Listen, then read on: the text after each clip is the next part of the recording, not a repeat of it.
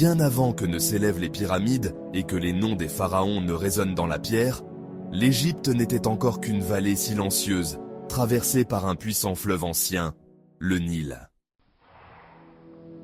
Les peuples qui peuplaient ces terres ne venaient pas d'un seul endroit. Ils venaient de plusieurs mondes à la fois.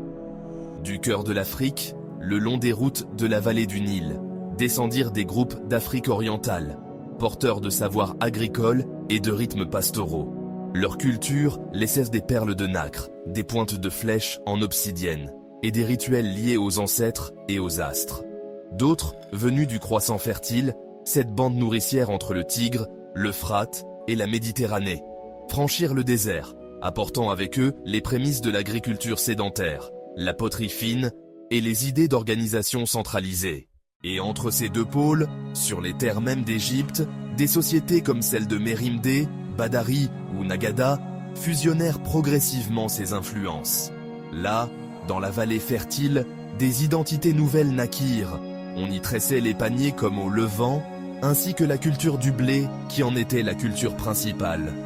On élevait les moutons, mais on honorait les vautours et les lions comme des esprits puissants. L'Égypte n'est donc pas née d'un seul peuple, mais d'une convergence.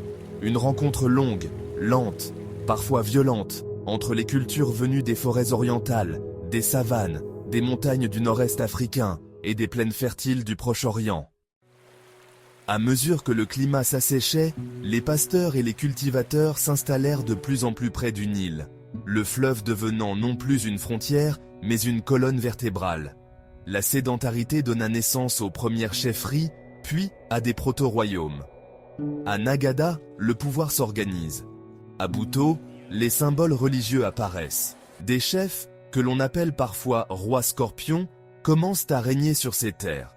Leurs tombes sont plus grandes, leurs offrandes plus riches. Leurs noms, parfois gravés dans la pierre, l'ivoire ou la céramique, annoncent déjà le langage hiéroglyphique. Puis, vers 3100 avant notre ère, après des milliers d'années de royaumes fragmentés, un roi du sud, Narmer ou Ménès, sans doute, originaire de Tis ou Tinis, unifie par sa force et sa diplomatie les deux terres.